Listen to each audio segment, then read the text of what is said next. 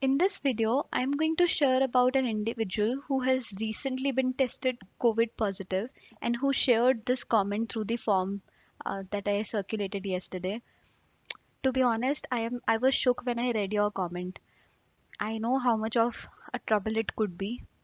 Some of my close friends have been tested positive, so they've been sharing what a terrible experience it is to go through. And at such a time when the CAT exam is around the corner, I can also empathize with you how you might be feeling. But I just hope that you're recovering well and you're taking ample rest. At the same time, I pray that you recover soon. Um, when I was in school, I was that kind of a weird student who would not want to miss any single class. Like I remember once I got typhoid and I was in so much distress not being able to attend the classes for about 10 days. I was bedridden. I felt so bad. I felt so helpless at that point of time. Like I wanted to study, wanted to attend the classes, but I just couldn't. I just didn't know what to do. So I'm not saying that I felt the same level of discomfort that you might be facing right now, but I can empathize with your situation. I can also share what I did at that point of time if it helps. So there used to be some practicals back in school, some practical notebooks that we were supposed to create, and we generally created them at the last moment. But I used those 10 moments just to make those practical notebooks beforehand and finish off a task that lied in the future. Same way, I'm not saying that you can do something that lies in the future, but probably you can take simpler tasks that you otherwise would not have found the time to do them.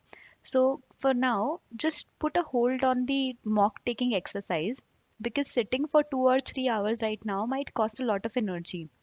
You might also feel disappointed after seeing the results if you're not able to give your best. So the best thing that you can do is take up simpler tasks. For example, let me share three of them.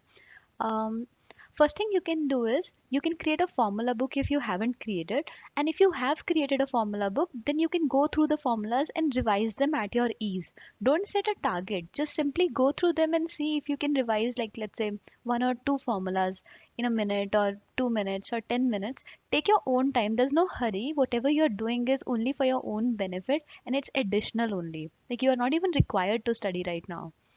Second thing that you can do is explore new tricks. So you might have taken mocks by now.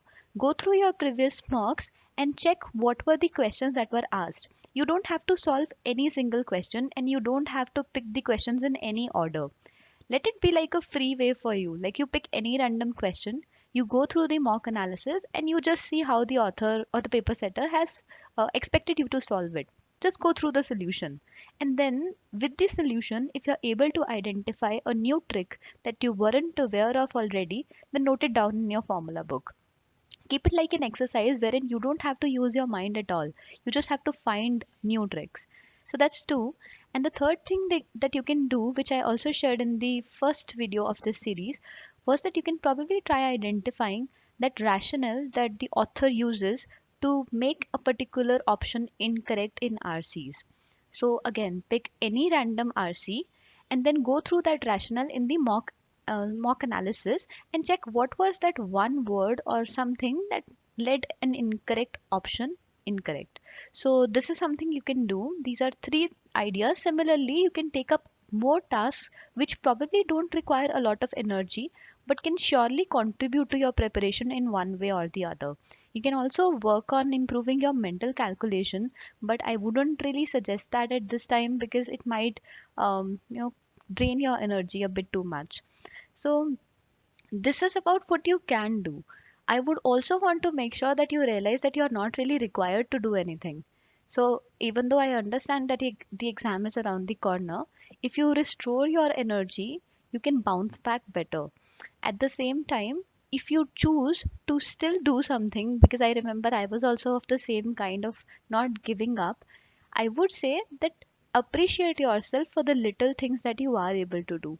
Realize the fact that the environment has changed. Before you were tested positive, the circumstances were different, and so was your potential. Now the circumstances have changed, so your potential might have also reduced. So acknowledge that fact and don't push yourself too much. I would also like to thank you for sharing your experience because I believe that a lot of people make excuses for not being able to crack the exam.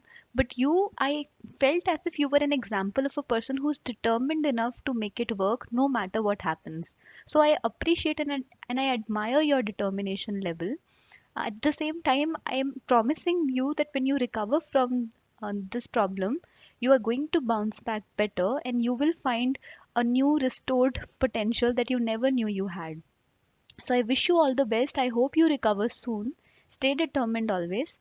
And I hope that this video helps you if you watch it. Thank you for watching the video.